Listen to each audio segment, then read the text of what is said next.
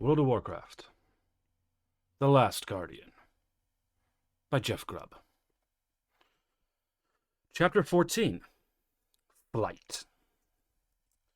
They made it several miles when the griffin began to misbehave.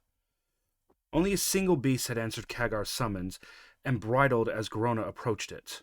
Only by sheer strength of will did the young mage get the griffin to accept the half-orc's presence. They could hear Medivh screaming and cursing long after they had left the circle of the hills. They tilted the griffin towards Stormwind, and Khadgar dug his heels deeply into the griffin's haunches. They had made good speed, but now the griffin bucked beneath him, trying to tear at the reins, trying to turn back towards the mountains. Khadgar tried to break the beast, to keep its course, but it became increasingly agitated. "What's wrong with it?" asked Garona over his shoulder. "Medivh is calling it back," said Khadgar. "It wants to go back to Karazhan." Khadgar wrestled with the reins, even tried to the whistle, but at last had to admit defeat. He brought the griffin down on a low boar tor and slid from its back. Garona had climbed off. As soon as he touched the ground, the griffin was aloft again, beating its heavy wings against the darkening air, climbing to return to the call of its master. "Do you think he will follow?" asked Garona. "I don't know," said Khadgar. "But I don't want to be here if he does. We'll make for Stormwind." They stumbled about for most of the evening and night, finding a dirt track, then following it in the general direction of Stormwind. There was no immediate pursuit or strange lights in the sky, and before dawn, the pair rested briefly, hunched beneath a great cedar. They saw no one alive during the next day. There were houses burned to the foundation, and clumps of newly hummocked earth that marked burned families. Overturned and smashed carts were common, as were great burn circles heaped with ash. Garona noted that this was how the orcs dealt with their dead after the bodies had been looted. The only animals they saw were dead: disemboweled pigs by a shattered farmhouse, a skeletal remain of a horse, consumed save for the frightened, twisted head. They moved in silence through one despoiled farmstead after another. "Your people have been thorough," Khadgar said at last. "They pride themselves on such matters," said Garona grimly. "Pride?" said Khadgar, looking around him. "Pride in destruction, in despoiling. No human army, no human nation would burn down everything in its path or kill animals without purpose." Garona nodded. "It is the Orcs' way. Do not leave enough standing to that their foes could use against them. If they could not use it immediately, as fodder, as quarters, or plunder, then it should be put to the torch. The borders of Orc clans are often desolate places, as each side seeks to deny other resources." Khadgar shook his head. "These are not resources," he said hotly. "These are lives. This land was once green and verdant, with fields and forests, now a wasteland. Look at this. Can there be any peace between humans and orcs?" Garona said nothing. They continued on in silence that day and camped in the shambles of an inn. They slept in separate rooms. He in the wreckage of the common room, she moved further back to the kitchen. He didn't suggest they stay together. Neither did she. Khadgar was awakened by the growls of his stomach. They had fled the tower with little but what they had on their backs, and save for some foraged berries and ground nuts, they had not eaten in over a day. The young mage extracted himself from the rain-damp straw tick that made his bed, his joints protesting. He had not camped in the open since his arrival at Karazhan, and he felt out of shape. The fear of the previous day had ebbed entirely, and he wondered about his next move. Stormwind was their stated target, but how he would get someone like Garona into the city. Maybe find something to disguise her, or did she even want to come? Now that she was free of the tower, maybe it'd be better for her to rejoin Gul'dan and the Stormweaver clan. Somebody moved along the wrecked side of the building. Probably Garona. She had to be as hungry as Khadgar. She hadn't complained, but he assumed from the wreckage left behind that the orcs required a lot of food to keep them in top fighting form. Khadgar stood up, shook the cobwebs from his mind, and leaned out the remains of a window to ask her if there was anything left in the kitchen. He was faced with one edge of a huge double-bladed axe leveled at his neck. At the opposite end of the axe was a jade-green face of an orc. A real orc. Khadgar did not realize until now how accustomed to Garona's face he had become, such that the heavy jaw and slot brow were a shock to him. The orc growled, "What?" Khadgar slowly raised both hands, all the while calling up in his mind the magical entity. A simple spell, enough to knock the creature aside to get Garona and get away. Unless Garona had brought it here, he suddenly realized. He hesitated, and that was enough. He heard something behind him, but did not get to turn as something large and heavy came down on the back of his neck. He could not have been out for long enough for a half-dozen orcs to spill into the room and start pushing through the rubble with their axes. They wore green armbands. Bleeding Hollow clan, his memory told him. He stared, and the first orc, the one with the double-bladed axe, spun on him again. "What's the last shit on this?" said the orc. "Why did you hide it?" "What?" said Khadgar, wondering if the orc's voice or his own ears were mangling the language. "Your stuff," said the orc slower. "Your gear. You've got nothing. Where did you hide it?" Khadgar spoke without thinking. "No stuff. Lost earlier, no stuff." The orc snorted. "Then you die." He snarled and raised his blade. "No!" shouted Garona from the ruined doorway. She looked like she had spent a bad night, but had a brace of hairs on a leather thong hanging from her belt. She'd been out hunting.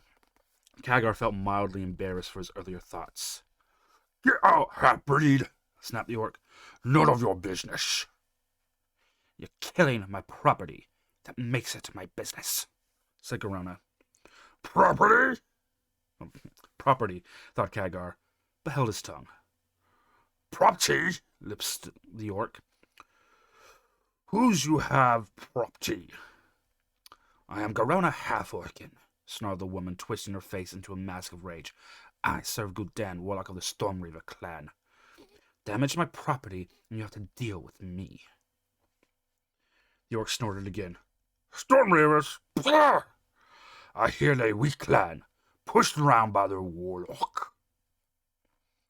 Garona gave him a steady glare. "What I hear is that the Bleeding Hollow failed to support the Twilight Hollow clan in the recent attack on Stormwind, and that both clans were thrown back. I hear that humans beat you in a fair fight. Is that true?" "That's beside the point," said the Bleeding Hollow orc. "They had horses." "Maybe I can," said Khadgar, trying to rise to his feet. "Down, slave!" shouted Garona, covering him hard and sending him backward. "You speak when spoken to, not before." The lead orc took the opportunity to take a step forward, but as soon as Garona had finished, she wheeled again, and the long-bladed dagger was pointed in the orc's midsection. The other orcs backed away from the brewing fight. "You dispute my ownership," snarled Garona, fire in her eyes, and her muscles tensed to drive the blade through the leather armor. There was a silence for a moment. The Bleeding Hollow orc looked at Garona, looked at the spawed Khadgar, and looked at Garona again. He snorted and said, "Go get something worth fighting for first, half-breed." And with that, the orc leader backed away. The others relaxed and started to file out of the ruined common room. One of the subordinates asked him as they left the building, "What does she have you for human slave for?" The orc leader said something that Khadgar could not hear. The subordinate shouted from outside, "That's disgusting!" Khadgar tried to stand, but Garona waved her hand for him to stay down. Despite himself, Khadgar flinched. Garona moved to the empty window, watched for a moment, then returned to where Khadgar had propped himself up against the wall. "I think they're gone," she said at last. "I was afraid they might double back to even the score. Their leader's probably going to be challenged tonight by his subordinates." Khadgar touched the tender side of his face. "I'm fine, thanks for asking." Garona shook her head. You idiot of a pale skin. If I hadn't knocked you down, the Orc leader would have killed you outright and then turned on me because I couldn't keep you in line. Khadgar sighed deeply. Sorry. You're right. You're right, I'm right, said Garona. They kept you alive long enough for me to get back only because they thought you hid something in the inn. That you wouldn't be dumb enough to be out in the middle of a war zone without equipment. Did you have to hit that hard? Asked Khadgar. To convince them. Yes. Not that I didn't enjoy it. Shrew the hairs at him. Here, skin these and get the water boiling. There's still pots and some tumblers left in the kitchen. Despite what you're telling your friends, said Khadgar, I'm not your slave. Garona chuckled. Of course. But I caught breakfast. You get to cook it.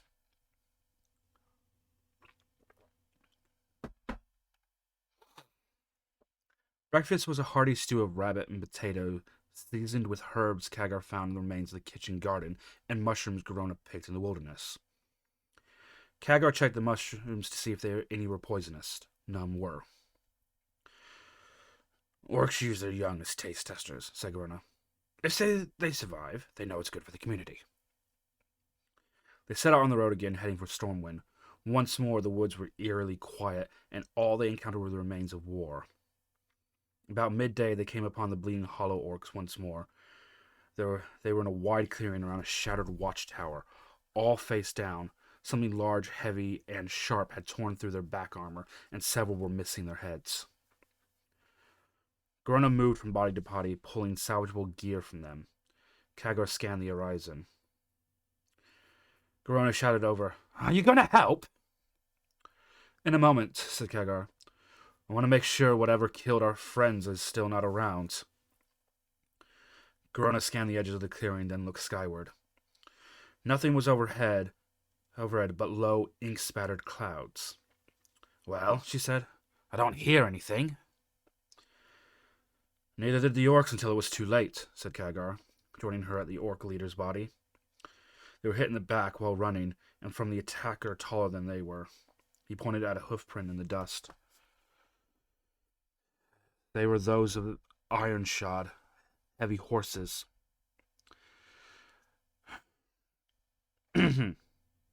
Cavalry. Human cavalry. Garona nodded. So we're getting close at least. Take what you can from them. You can use their rations. They're nasty but nutritious. And take a weapon, at least a knife.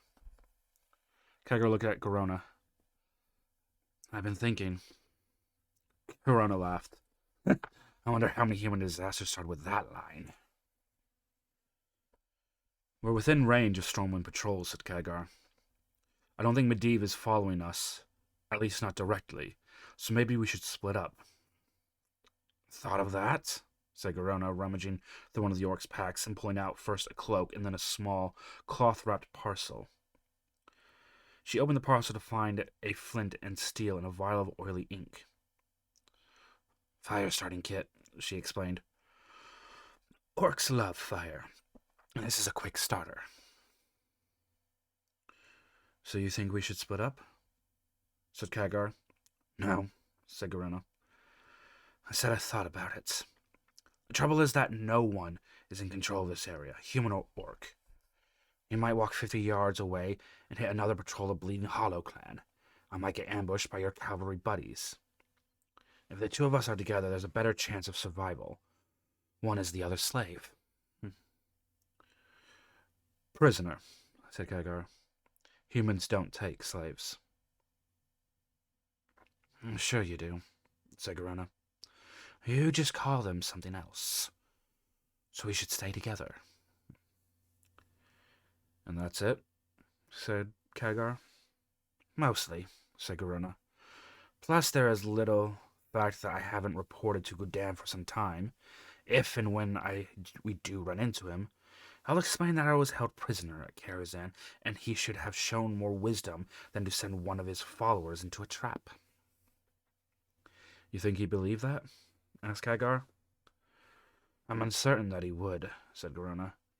Another good reason to stay with you. You could buy yourself a lot of influence with what you've learned, said Kagar. Grona nodded.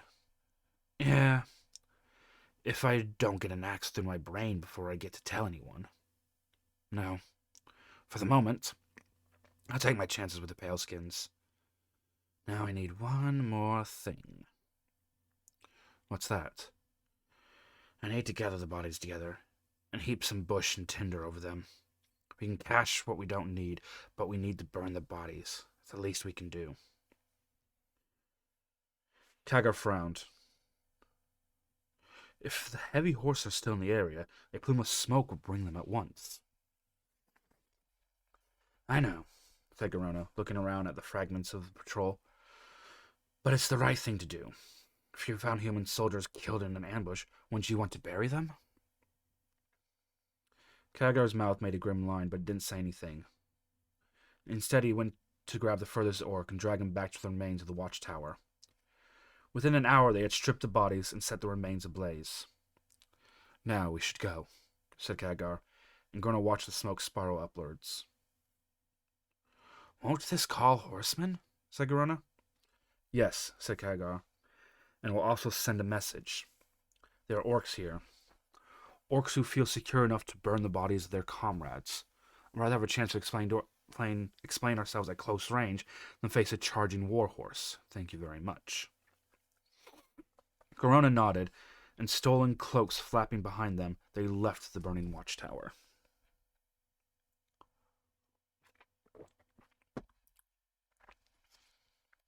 Grona spoke truly in that the orcs' version of field rations were a nasty combination of hardened syrup nuts and what Kagar swore was boiled rat. Still, he kept him going, and they made good time. A day and a day passed, and the country opened up into a sprawling field that ripped with growing crops. The land was no less desolate, though, and stables empty, and the horses already collapsed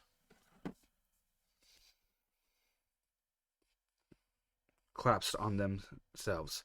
They found several more burned spots of orcs' funerals and an increasing number of humlocks, marking the passage of human families and patrols. Still, they kept to the bush and fence lines as much as possible. The more open terrain made it easier to see any other units, but left them more exposed. They holed it up in a mostly intact farmhouse while a small army of orcs moved along the ridgeline. Kagar watched the line of units surge forward. Grunts, cavalry mounted on great wolves, and catapults done up in fanciful decorations of skulls and dragons. Besides him, Garona watched and proceeded to say, "Idiots." Kagar shot her a questioning glance. "They could not be more exposed," she explained. "We can see them, and the pale-skins can see them. This lot doesn't have an objective. They're just rolling through the countryside looking for a fight, looking for a noble battle and death." She shook her head. "You don't think much of your people," said Kagar. "I don't think much of any people right now," said Garona. "The orcs disowned me, the humans will kill me, and the only human I really trusted turned out to be a demon." "Well, there's me," said Kagar, trying not to sound hurt. Grona winced. "Yes, there is you. You're a human, and I trust you.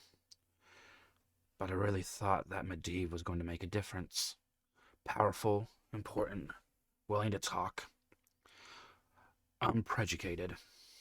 But I deceived myself. He's just another madman. Maybe that's just my place, working for madmen. Maybe I'm just another pawn in the game. What did Medivh call it? The unforgiving clockwork of the universe."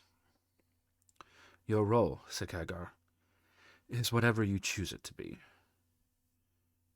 Medivh always wanted that as well." "You think he was sane when he said that?" asked the half-orc. Kagar shrugged. "As sane as he ever was. I believe he was. And it sounds like you want to believe that as well." "Yep," drawled Garona. "It was all so simple. When I was working for Gul'dan, his little eyes and ears, now I don't know who's right and who's wrong. Which people are my people? Either of them? At least you don't have to worry about divided loyalties. Khadgar didn't say anything, but looked out into the gathering dusk. Somewhere over the horizon, the Orc army had run into something. There was a low glow of false dawn along the edge of the world in the distance. Destination marked the reflection with the sudden flashes of low clouds and the echoes of war drums and death sounded in the distant thunder. Another day and a day passed. Now they moved through an abandoned towns and marketplaces. The buildings were more whole now, but still abandoned. There were signs of recent inhabitations, both by human and orc troops, but now the only inhabitants were ghosts and memories. Khadgar broke into a likely-looking shop, and while its shelves had been stripped bare, the hearth still had wood in the hopper, and there were potatoes and onions in a small bin in the basement. Anything would have been improvement after the orcs' iron rations. Khadgar laid the fire at Garona, and Garona took the cauldron to the nearby well. Khadgar thought about the next step. Medivh was in danger, perhaps a greater danger than the orcs. Could he be reasoned with now? Convinced to shut the portal, or was it too late? Just the knowledge that there was a portal would be good news if the humans could locate it. Even shut it. It would strand the orcs on this world, deny them reinforcements from Draenor. The apprentice was pulled from this thought by a commotion outside, a clash of metal on metal. Human voices bellowed. "Garona!" muttered Khadgar, and headed for the door. He found them by the well, a patrol of about 10 footmen dressed in blue livery of Azeroth, swords drawn. One of them was cradling a bleeding arm, and another pair had Garona in their grips, one restraining each arm. Her long-bladed dagger was on the ground, and Khadgar rounded the corner. The sergeant backhanded her across the face with a mailed glove. "Where are the others?" he snarled. The half-orc's mouth leaked blackish purple blood. "Leave her alone!" shouted Khadgar without thinking. He pulled the energies to a mind and released a quick spell. A brilliant light blossomed around Garona's head, a miniature sun that caught the humans unaware. 2 footmen holding Garona let her go, and she slid to the ground. The sergeant raised a hand to protect his eyes, and the remainder of the troll was significantly surprised, so that Khadgar was among them and Garona's side in a matter of moments. "Christ!" murmured Garona through a split lip. "You get my wind back." "Stay down," said Khadgar softly to the blinking sergeant. "Are you in charge of this rabble?" By now, most of the footmen had recovered and had their swords level. The 2 next to Garona had backed up a pace, but they were watching her, not Khadgar. "Sergeant Specht, who are you to interfere with the military? Get him out of the way, boys." "Hold!" said Khadgar, and the soldiers, having experienced the spell once, only advanced a single pace. "I'm Khadgar, apprentice to Medivh, the Magus, friend and ally to your King Lane. I have business with him. Take us to Stormwind at once." The sergeant chuckled. "Sure you are. And I am Lord Lothar. Medivh doesn't take apprentices. Even I know that. And who is your sweetheart there, then?" "She is..." Khadgar hesitated for a moment. "She is my prisoner, and I'm taking her to Stormwind for questioning." "Huh!" grunted the sergeant. "Well, boyo, we found your prisoner out here armed with you nowhere in sight. I say your prisoner escaped. Pity the orc would have rather died than surrendered." "Don't touch her," said Khadgar, and he raised his hands. Flame danced within his curled fingers. "You're flirting with your own death," snarled the sergeant. In the distance, Khadgar could hear the heavy footfalls of horses. Reinforcements, but would they be more willing to listen to a half-orc and a spellcaster than this lot were? "You're making a horrible mistake, sir," said Khadgar, keeping his voice level. "Stay out of this, boys," commanded the sergeant. "Take the orc. Kill her if she resists." The footman took another step forward, then those closest to Garona bending down to grab her again. She tried to scream away, and one kicked her with a heavy boot. Khadgar bit back tears and unleashed a spell against the sergeant. The ball of flame slammed into his knee. The sergeant howled and dropped to the ground. "Now stop this!" "Kill them!" shouted the sergeant, his eyes wide in pain. "Kill them both!" "Hold!" came another voice, darker and deeper, muffled by a great helm. The horsemen had arrived in the town square, about 20 riders, and Khadgar's heart sank. More here than even Garona could take care of. Their leader was in full armor, with a visored helmet. Khadgar could not see his face. The young apprentice rushed forward. "Sir," he said, "call off these men. I am the apprentice to Magus Medivh." "I know who you are," said the commander. "Stand down," he ordered. "Keep the orc guarded, but let her go." Khadgar gulped and continued. "I have a prisoner and important information for King Lane. I need to see Lord Lothar and me at once." The commander lifted his visor. "So you shall, lad," said Lothar. "So you shall."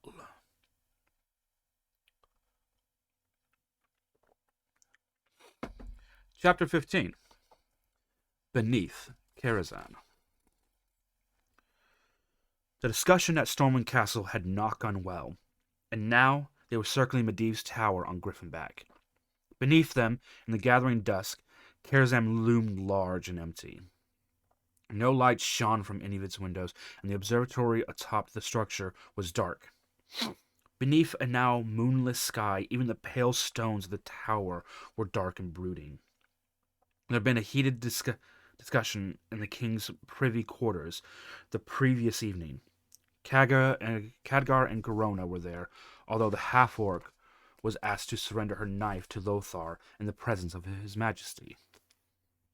The king's champion was there as well, and a gaggle of advisors and couriers, all hovering around King Lane. Khadgar could not smell a single spellcaster in the group, and surmised that any that had survived Medivh's poaching were either on the battlefield or squirreled away for safekeeping. As for the king himself, the young man from the earlier vision had grown up. He had the broad shoulders and sharp features of his youth, only now started to surrender to middle age. Of all present, he was pleasant, and his blue robe shone among others.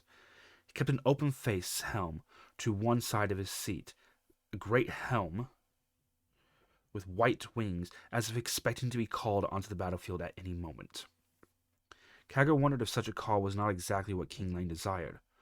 Remembering the headstrong youth of the Troll Vision, a direct conflict on the open and level field, where the forces eventually triumphed, never in doubt. He wondered how much of the assuredness derived from the faith in the Magus' eventual support. Indeed, it seemed that one led naturally to the other, that the Magus would always support Stormwind, and Stormwind would always hold as a result of the Magus' support.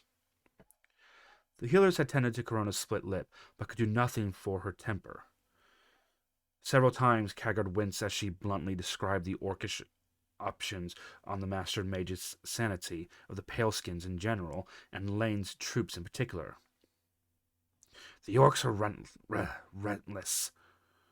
relentless, she said, "and they will not let up. They will be back."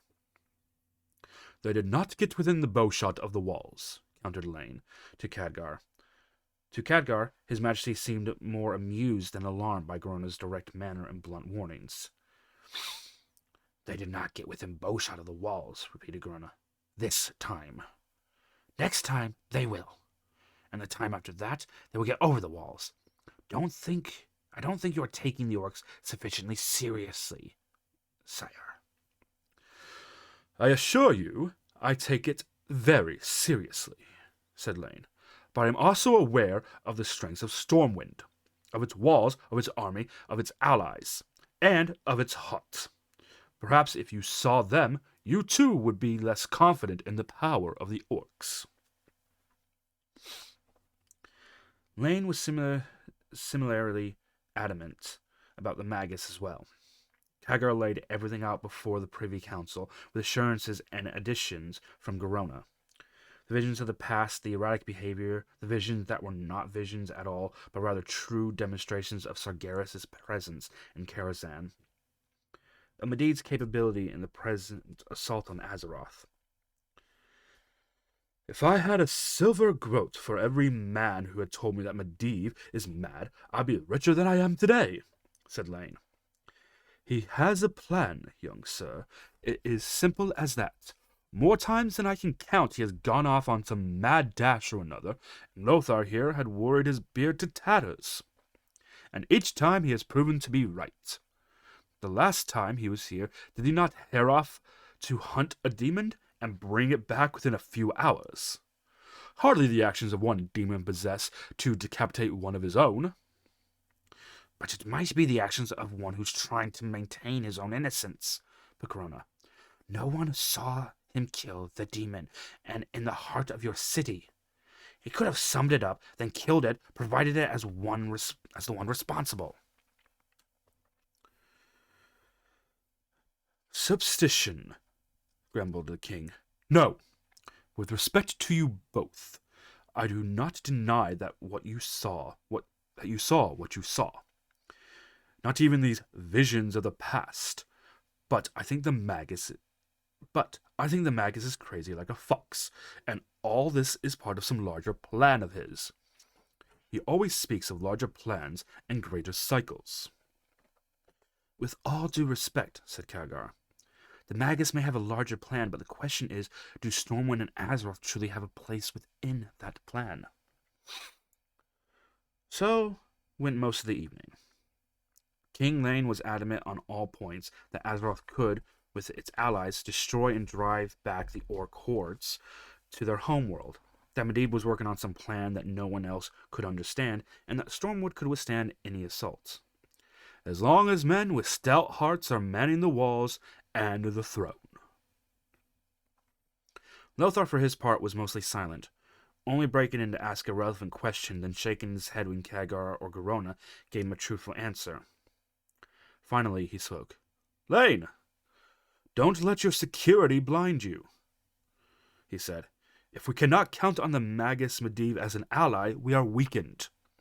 If we disconnect the capabilities of the Orcs, we are lost. Listen to what they are saying. I am listening, said the king, but I hear only with my head. Not only with my head, but with my heart. We spent many years with young Medivh, both before and during his long sleep. He remembers his friends, and once he reveals his thinking, I am sure even you will appreciate what a friend we have in the Magus. At last the king rose and dismissed all, promising to take matters under proper consideration. Garona muttered under her breath, and Lothar gave them rooms without windows and with guards on the door, just to be sure. Khadgar tried to sleep, but the frustration kept him pacing the floor for most of the night. Finally, when exhaustion had claimed him, there was a sound pounding on the door. It was Lothar in full armor, with a uniform draped over his arm. Sleep like the dead, will you? He said, holding out the livery with a smile. Put this on. Meet us at the top of the tower in 15 minutes. And hurry, lad. Khadgar struggled into the gear, which included trousers, heavy boots, blue livery marked with the lines of Azeroth, and a heavy-bladed sword. He thought twice about the sword, but slung it onto his back. It might prove useful. There were no less than 6 griffins clustered on the towers, rustling, their great wings in agitation. Lothar was there, and Garona as well. She was similarly dressed as Khadgar, with the blue tabard marked with the line of Azeroth and a heavy sword. Don't, she growled at him, say a word. You look good in it, he said. It goes with your eyes. Garona snorted. Lothar said the same thing, too. He tried to convince me by saying that you were wearing the outfit, too, and that he wanted to make sure none of the others shot me thinking I was someone else. Others? Said Khadgar, and looked around. In the morning light, it was clear there were other flights of griffins on other towers. Around 6, including theirs. The griffins' wings pink with the unrisen sky. He was unaware that there were this many trained griffins in the world, much less Stormwind. Lothar must have gone to talk to the dwarves. The air was cold and sharp as a dagger thrust. Lothar hurried up to them and adjusted Kaggar's sword so he can ride Griffin back with it. His Majesty, grumbled Lothar, has an abiding faith in the strength of the people of Azeroth, and the thickness of the walls of Stormwind. It doesn't hurt that he also has good people who take care of things when he's wrong. Like us? Said Kaggar grimly. Like us, repeated Lothar. He looked at Kaggar hard and added, I had to ask you how he was, you know. Yes, said Kaggar. And I told you the truth, or as much of it as I understood at the time. And I felt loyal to him. I understand, said Lothar. And I feel loyal to him as well. I want to make sure what you say is true. But I also want you to be able to do what needs to be done, if we have to. Kaggar nodded. You believe me, don't you? Lothar nodded grimly. Long ago, when I was your age, I tended to Medivh. He was in a coma, then that long sleep that denied him much of his youth. I thought it was a dream, but I swore there was another man opposite me, also watching over the Magus. He seemed to be made of brandished brass, and he had heavy horns on his brows and a beard made of flame. Sargeras, said Kaggar. Lothar let out a deep breath. I thought I'd fallen asleep, that it was a dream that could not be what I thought it was. You see, I too felt loyal to him, but I never forgot what I saw. And as the years passed, I began to realize that I had seen a bit of the truth, and that it might come to this. We may yet save Medivh, but we might find that darkness is too deeply rooted. Then we will have to do something sudden, horrible, and absolutely necessary. The question is, are you up to it? Kaggar thought for a moment, then nodded. His stomach felt like ice. Lothar raised a hand. On his command, the other flights of griffins strained aloft, springing to life at the first rays of dawn, cresting the earth's rim. The new sunlight catching their wings and turning them golden. A chill feeling in the pit of Kaggar's stomach did not ebb on the long flight to Karazhan. Grona rode behind him, but neither spoke as the land fled beneath their wings. The land had changed beneath their wings. Great fields were little more than blackened wreckage. Dotted by the remnants of toppled foundations, forests were uprooted to feed the engines of war, creating huge scars in the landscape. Open pits yawned wide, the earth itself wounded and stripped to reach the metals beneath. Columns of smoke rose along the horizon, though whether they were from battlefields or forges, Kaggar could not say. They flew through the day, and the sun was ebbing along the horizon now. Karazhan rose like an ebon shadow in the center of its crater, sticking in the last dying rays of the day and giving nothing back. No light shone from the tower, nor did any of the hollow windows. The torches that flamed without consuming their source had been extinguished. Kaggar wondered if Medivh had fled. Lothar kneed his griffin down, and Kaggar followed, quickly setting down and slipping from the back of the winged beast. As soon as he touched the ground, the griffin shot aloft again, laying out a screeching cry and heading north. The champion Azeroth was already at the stairs, his huge shoulders tense, his heavy frame moving with quiet, agile grace of a cat, his blade drawn. Grona slung forward as well, her hand dripping into her tabard and coming up with her long blade dagger. The heavy blade from Stormwind clattering against Kaggar's hips, and he felt like a clumsy creature of stone compared to the other two. Behind him, more griffins landed and discharged their warriors. The observatory parapet was empty, and the upper level of the Master's Mage study deserted, but not empty. There were still tools scattered about and smashed remnants of golden device. An astrolabe rested on the mantle. So if the tower was truly abandoned, it was done quickly.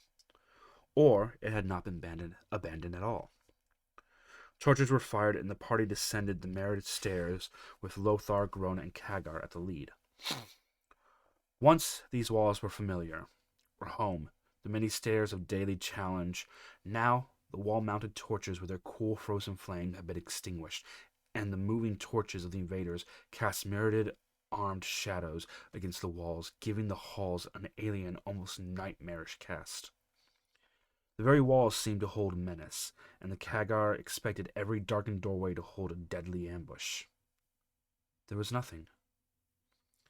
The galleries were empty, the banquet halls bare, the meeting rooms as devoid of life and furnishings as ever. The guest quarters were still furnished but unoccupied. Khadgar checked his own quarters. Nothing had changed there. Now, the torchlight cast strange shadows on the walls of the library, twisting the iron flames and turning the bookcases into battlements. Books were untouched, and even Khadgar's most recent notes were still on the table. Had Medivh not thought enough of the library to take any of his volumes? Tatters of papers caught Khadgar's eyes, and he crossed the shelves containing the epic poetry. This was new. Fragments of a scroll, now smashed and torn. Khadgar picked up the large piece, read a few words, and nodded. "What is it?" said Lothar, looking like he expected the books to come to life at any moment. "The Song of Egwin," said Khadgar. "An epic poem about his mother." Lothar grunted, a note of understanding. The Khadgar wondered. Medivh had been here after they left, yet only to destroy the scroll? Out of harsh memory of the Magus' conflict with his mother? Out of revenge for Sargeras' deceived lost Egwin? Or did the act of destroying the scroll, the cipher used by the guardians of Tirisfal, symbolize his resignation and final betrayal of the group? Khadgar risked a simple spell, one used to divine magical presence, but it came up with nothing more than a normal response when surrounded by magical tomes. If Medivh had cast a spell here, he had masked its presence significantly to beat anything Khadgar could manage. Lothar noted the young mage tracing symbols into the air, and when he was done, said, "You best save your strength for when we find him." Khadgar shook his head, and wondered if they were going to find the Magus. They found Morose, instead, at the lowest level, near the entrance to the kitchen and larder. His crumpled form was splayed in the middle of the hallway, a bloody rainbow arcing along the floor to one side. His eyes were wide and open, but his face was surprisingly composed. Not even death seemed to surprise the Castilian. Grona dodged into the kitchen and returned a moment later. Her face was a paler shade of green, and she held something up for Khadgar to see. A set of rose-colored lenses, smashed. "Cook," Khadgar nodded. The body seemed to make the troops more alert now, and they moved to the great vault-like entranceway and out into the courtyard itself. There had been no sign of Medivh, and only a few broken clues of his passing. "Could he have another lair?" Lothar asked. "Another place he would hide?" "He was gone often, sometimes gone for days, then reappeared without warning." Somebody moved along the balcony overlooking the main entrance. There was a slight wavering of the air. Khadgar started and stared at the location, but it looked normal. "Perhaps he went to the Orcs to lead them," said the champion. Grona shook her head. "They would never accept a human leader."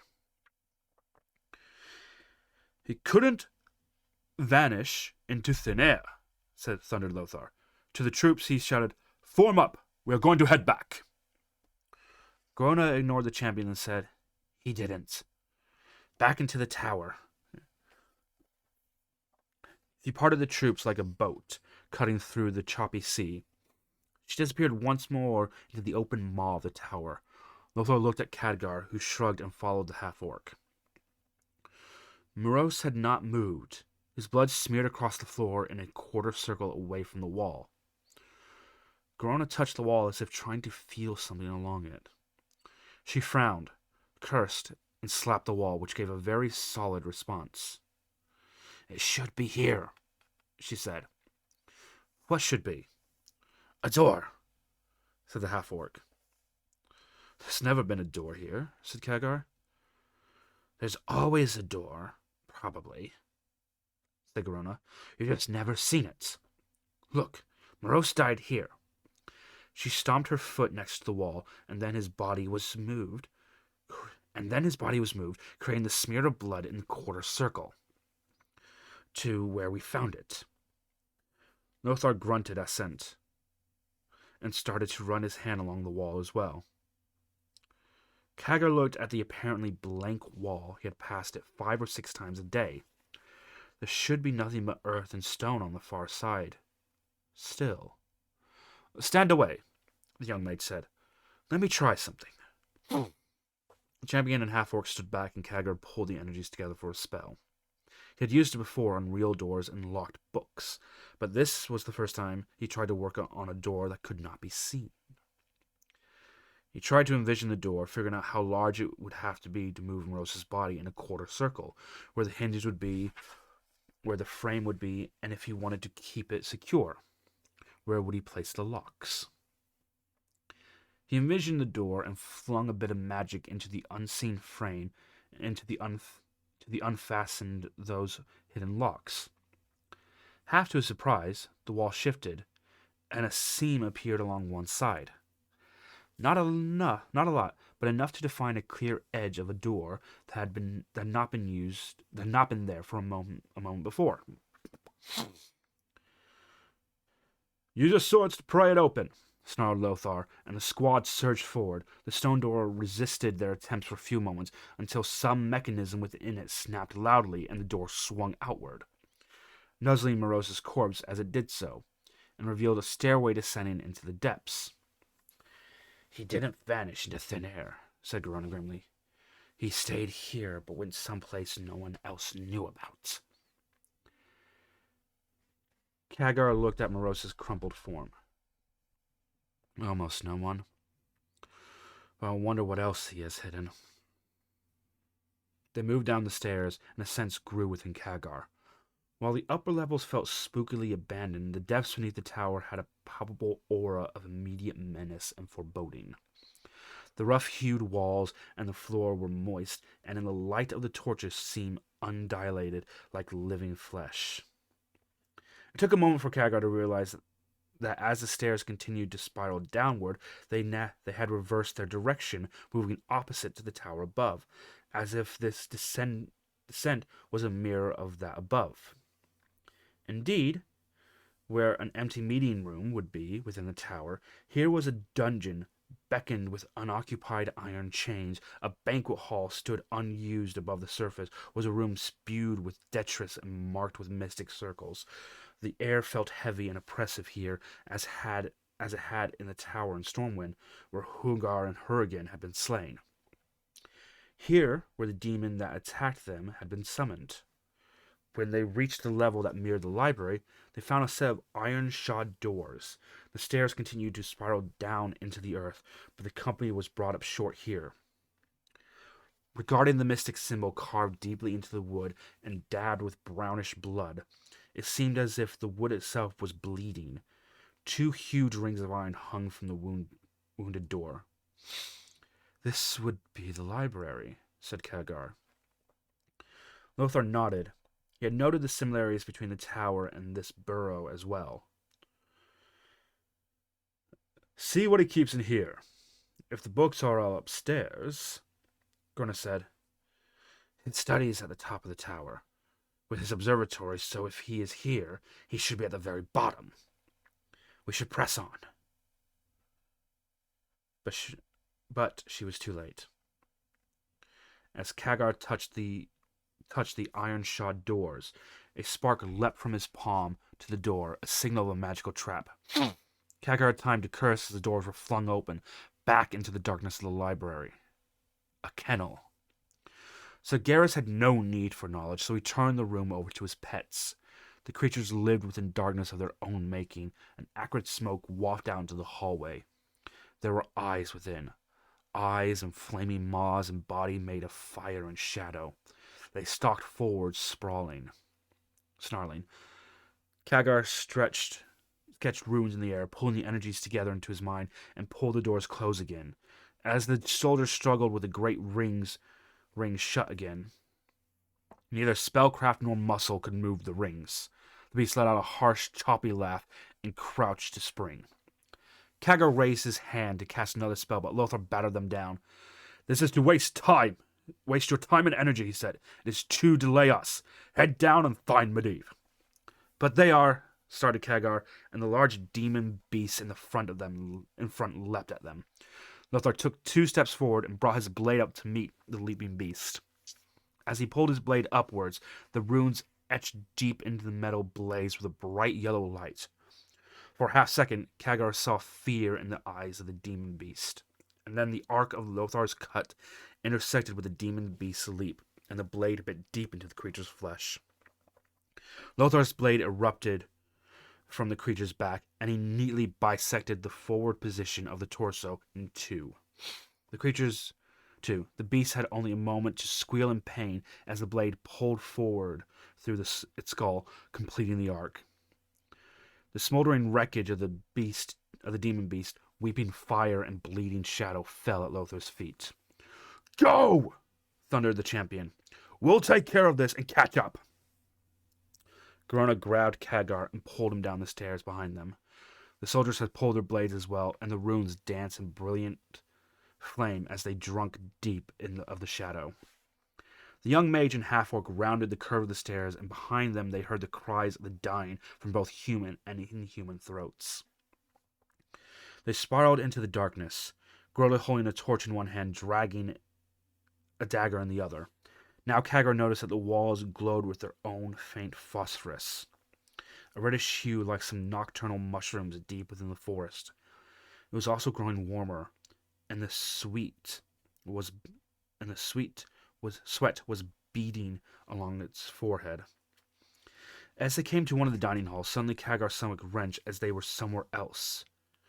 It moved suddenly upon them like the leaning edge of a summer storm. They were atop one of the largest towers of Stormwind, and around them the city was in flames. Pillars of smoke rose from all sides, spreading into a black blanket above the snarling sun. A similar blanket of blackness surrounded the city walls, but it was made of Orcish troops. From the viewpoint, Khadgar and Garona could see the army spread out like beetles on the verdant corpse that had been Stormwind's cropland. Now, there were only siege towers and armed grunts. The colors of their banners a sickening rainbow. The forests were gone as well, transformed into catapults that now rained fire down on the city itself. Most of the lower city was in flames, and as Khadgar watched a section of the outer walls collapse, and small dolls dressed in green and blue fought each other among the rubble. "How did we—" "Vision," said Khadgar bluntly, but he wondered if this was a random occurrence of the tower or another delaying action by the Magus. I told the king. I told him he would not listen," she murmured. To Khadgar, she said, "This is a vision of the future, then. How do we get out of the vision?"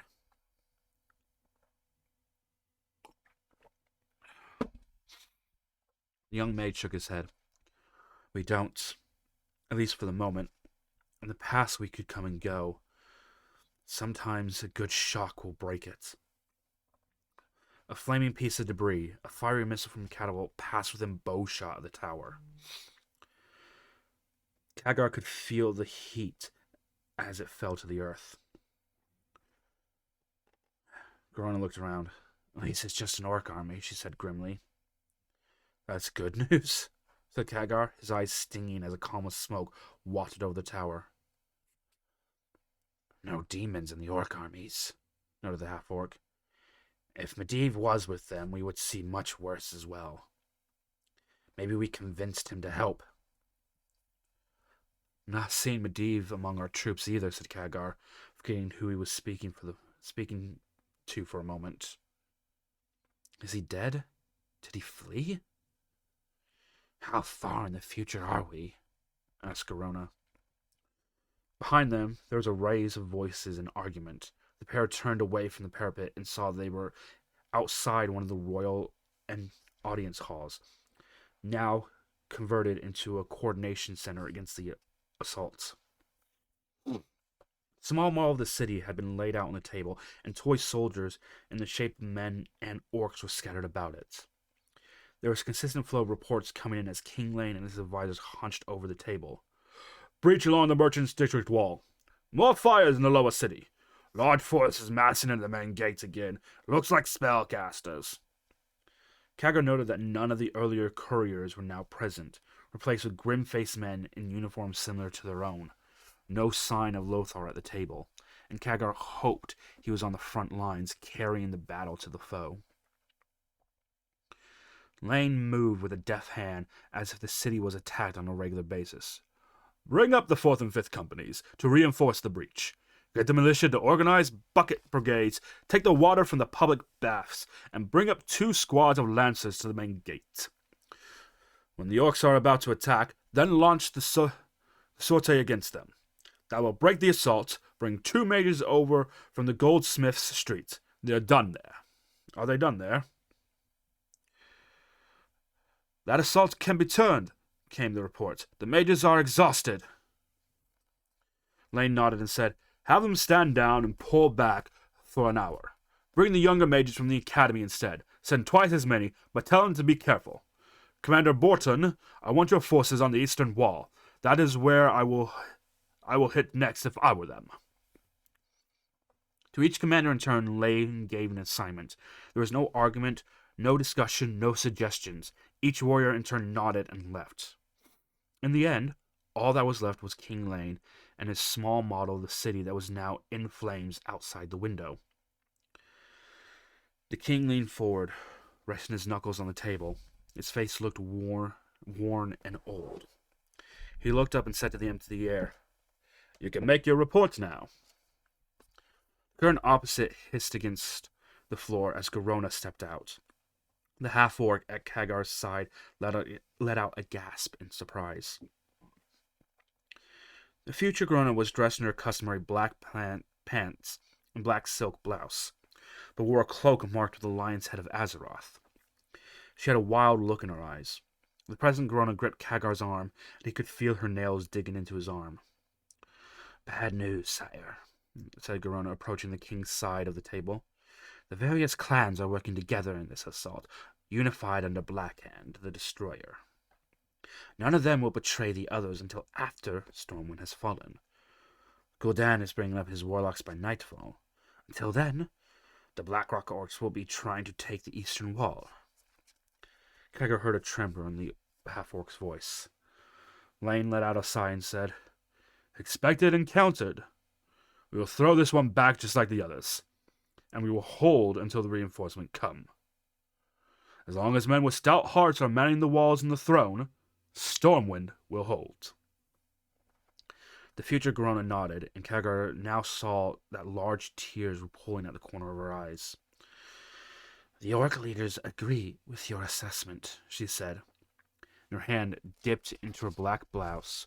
Both Kaggar and the real Garona shouted as one as the future Garona pulled out her long bladed dagger and shoved it upward beneath the king's left breast. She moved with a quickness and grace and left King Lane with nothing more than a puzzled expression on his face. His eyes were wide, and for a moment he hung there, suspended on her blade. The orc leaders agree with your assessment, she said again, and tears were running freely down the side of her wide face. And have enlisted an assassin to remove that strong heart on the throne. Someone you would let come close. Someone you would let meet with alone. King Lane of Azeroth, master of Stormwind, ally of wizard and warrior, slid to the floor. I am sorry, said Garona. No! Shouted Garona, the present Garona, as she slid to the floor herself. Suddenly, they were back in the false dining hall. The wreckage of Stormwind was gone, and the corpse of the king with it. The half-orc's tears remained now in the eyes of the real Garona. "I'm going to kill him," she said in a small voice. "I'm going to kill him. He treated me well and listened when I talked, and I'm going to kill him. No!" Kagar knelt down beside her. "It's okay. It might not be true. It might not happen. It's a vision." "It's true," she said. "I saw it, and I know that it was true." Kagar was silent for a moment, reliving his own vision of the future beneath a red-hued sky battling Garona's people. He saw it and knew it was true as well. "We have to go," he said, but Garona just shook her head. "After all this, I thought I found someplace better than the orcs, but I know I'm going to destroy it all." Kagar looked up and down the stairs. No idea how Lothar's men were doing with the demons, no idea what lay at the base of the underground tower. His face formed a grim line, and he took a deep breath and slapped Garona hard across the face. His own palm bled from striking a tusk, but the response from Garona was immediate. Her teary eyes widened, and a mask of rage hardened on her expression. "You idiot!" she shouted, and leaped on Kagar, burying him over backwards. "You never do that! You hear me? Do that again, and I'll kill you!" Kagar was sprawled on his back, the half-orc on top of him. He didn't even see her draw the dagger, but now the blade was resting against the side of his neck. "You can't," he managed with a harsh smile. "I had a vision of my own future. I think it's true as well. If it is, then you can't kill me now. Same thing applies to you." Garona blinked and rocked back on her haunches, suddenly in control again. "So if I'm going to kill the king, you're going to get out of here alive," said Kagar. "And so am I." "But what if we're wrong?" said Garona. "What if the vision is false?" Kagar pulled himself to his feet. "Then you die knowing that you'll never kill the king of Azeroth." Garona sat for a moment, her mind working over the possibilities at length. At length she said, "Give me a hand up. We have to move on." They continued to spiral downward through the false energies of the tower levels above. Finally, they reached a level that would be the uppermost level of Medivh's observatory lair. Instead, the stairs spilled out on a reddish plain. It seemed to be poured out of the cooling obsidian, dark, reflective puzzle pieces, floating on fire beneath their feet. Kagar instinctively jumped back, but the footing seemed solid, and the heat, while sweltering, was not oppressive. In the corner of the great cave was a simple collection of iron furniture: a workbench, a stool, a few chairs, a gathering of cabinets. For a moment, it looked oddly familiar. Then Kagar realized that it was the setup in an exact duplicate to Medivh's tower room. Standing among the iron furniture was the broad-shouldered form of the Magus. Kagar strained to see something in his manner and his bearing that would betray him, that would reveal his figure not to be Medivh he had come to know and trust, the older man who had shown faith and encouraged his work. Something that would declare this to be an impostor. There was nothing. This was only the Medivh he had ever known. "Hello, young trust," said Magus, and flames ignited along his beard as he smiled. "Hello, emissary. I've been expecting you both."